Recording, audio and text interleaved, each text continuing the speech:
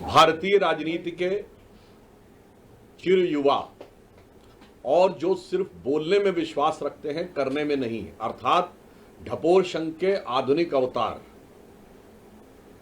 नेता प्रतिपक्ष की मर्यादा को तार तार करने वाले Shri Rahul Gandhi ji, a perpetual youth of Indian politics who is consistently demeaning and degrading all the constitutional institution, a new avatar of Goebbels, is now trying to put forth his frustration of losing power by making an unnecessary, uncalled for and totally false allegation on election commission. मैं श्री राहुल गांधी जी से पूछना चाहता हूं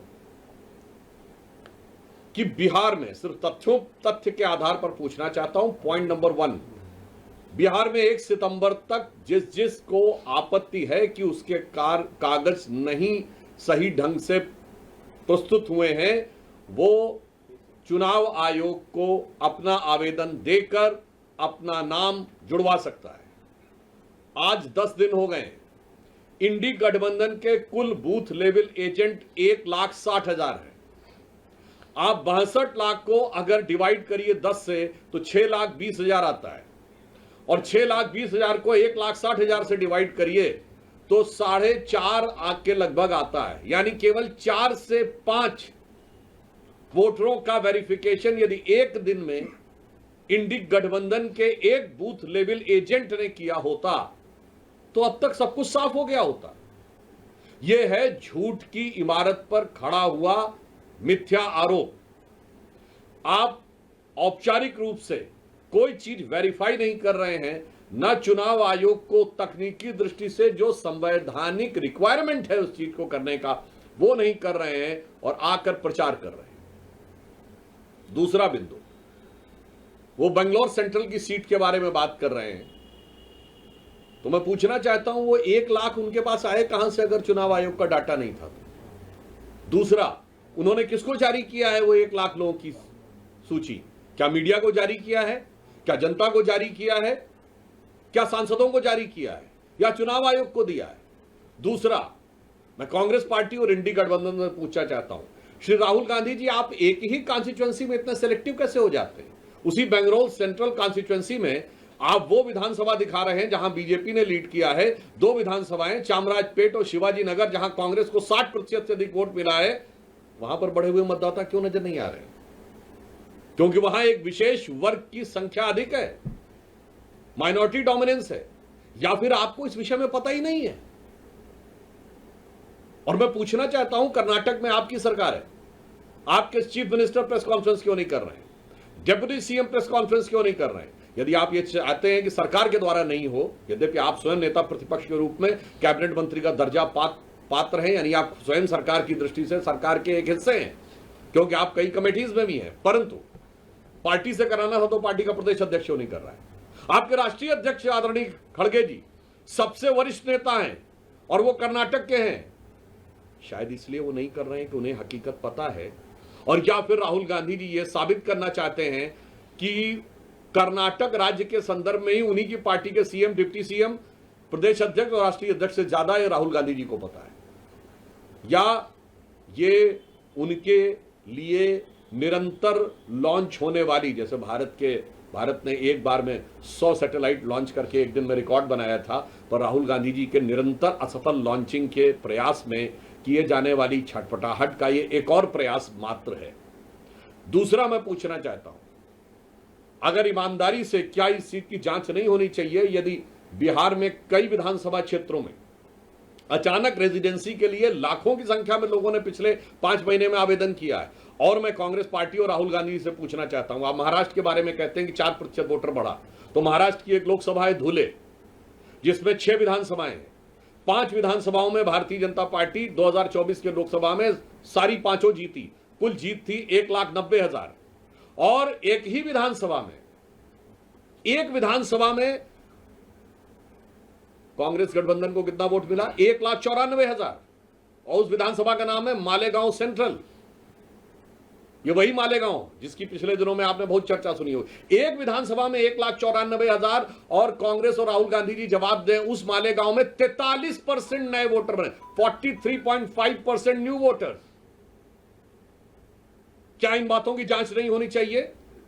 या हम सीधी बात कहें कि जिस प्रकार की बातें इंडी गठबंधन और कांग्रेस पार्टी कर रही है वो चोरी की बात नहीं है, जो एक पुराना स्लोगन है, चोर मचाए शोर।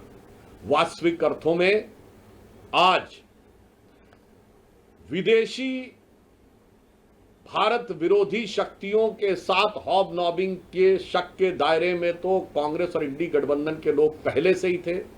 विदेश में जाकर भारत विरोधी एनजीओज और भारत विरोधी नेताओं से मिलने के प्रमाण तो राहुल गांधी जी के पहले से ही थे। 6 मार्च 2023 को सीधे विदेश के भारत में हस्तक्षेप की गुहार लगाते हुए आप पहले देखे जा चुके हैं। अब विदेशी घुसपैठियों के द्वारा भारत के लोकतंत्र पर डाका डालने का यह प्रयास इंडी गठबंधन के द्वारा किया जा रहा है। देश को बहुत सचेत और सावधान रहने की आवश्यकता है। और एक बिंदु मैं और कहना चाहूंगा, राहुल गांधी जी लगातार, और कांग्रेस पार्टी और इंडी गठबंधन, क्योंकि मैं मानता हूं राहुल गांधी जी एक व्यक्ति नहीं है, ये एक विचार है और ये कुछ ऐसी शक्तियों के हाथ के हथियार हैं जो शायद राहुल गांधी खुद भी समझ पाते हैं, नहीं मुझे आइडिया नहीं है। पर मैं एक बात कहना चाहता हूं, बताइए आप कितनी बार जनता की नजर में असत्य बोलते हुए या झूठ बोलते हुए पाए जाएंगे। जब बयान आया था कि भारत के, मैं अभी से शुरू करता हूं और आपको केवल कुछ उदाहरण देता हूं, देश की जनता अपने आप इस पर निर्णय ले। अभी भारत के एयरफोर्स चीफ ने कहा कि हमने 6 विमान गिराए थे। ये क्या बोले थे कि भारत के कितने विमान गिरे? आज साबित हो गया एयरफोर्स चीफ के बाद, यह इस मामले में झूठे साबित हुए। पॉइंट नंबर 2, भारत के साथ अमेरिका की जो डील हुई, इन्होंने कहा था कि अमेरिकी राष्ट्रपति का बयान सही है, तो इसका मतलब वो सो कॉल्ड युद्ध विराम, जो युद्ध विराम कभी नहीं था, वो किस लिए हुआ था? क्योंकि ट्रेड डील हुई थी। अब तो साबित हो गया कि डील नहीं हुई थी यहां पे पुनः। और ये भ्रम, असत्य और झूठ की इतनी लंबी श्रृंखला है। मैं लोगों को याद दिला देना चाहता हूं कि अगर जनता को थोड़ी सी विस्मृत हो गई हो तो वो इनका कैरेक्टर देख लें। इन्होंने राफाल को लेकर झूठ बोला था, राफाल को लेकर हुए नारे को लेकर सुप्रीम कोर्ट के जजमेंट पे झूठ बोला, वो साबित हुआ। इन्होंने कहा था LIC बर्बाद हो गया, LIC को पिछले साल 44,000 करोड़ का फायदा हुआ है। इन्होंने कहा था स्टेट बैंक बर्बाद हो गया, याद करिए 77,000 करोड़ का फायदा है। इन्होंने कहा था HAL बर्बाद हो गया, HAL को 8,000 करोड़ का फायदा हुआ है और 81,000 करोड़ के उनके पाइपलाइन में, which is an all time high. यानी जिसके लिए आपने कहा कि ये बर्बाद हो गया है वो सब ऑल टाइम हाई है।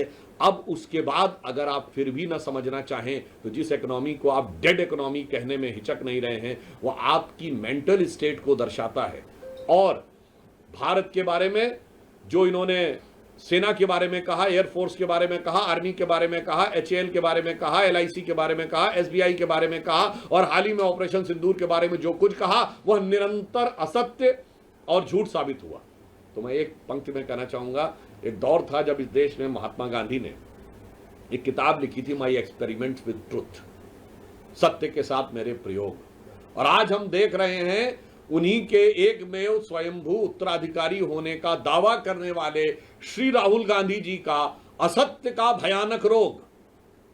मैं माई एक्सपेरिमेंट विद अनट्रूथ इसलिए नहीं कह रहा हूं क्योंकि माई एक्सपेरिमेंट विद अनट्रूथ भी एक किताब है जो माइकल एंडरसन की लिखी हुई है, मगर यहां पर अगर आप देखें तो that was my experiment with truth and this is a disasters experiment with untruth.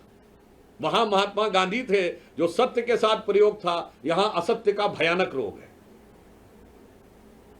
इसलिए हम कांग्रेस पार्टी और इंडी गठबंधन से कहना चाहते हैं कि संवैधानिक दृष्टि से, कानूनी दृष्टि से आपके पास जो रास्ते हैं उसको आप क्यों नहीं अप्लाई कर रहे हैं, और भारत विरोधी भ्रामक दुष्प्रचार के द्वारा अगर भारत में अस्थिरता उत्पन्न करने का प्रयास कर रहे हैं तो भारत की सजग जनता उसे कभी भी सफल नहीं होने देगी।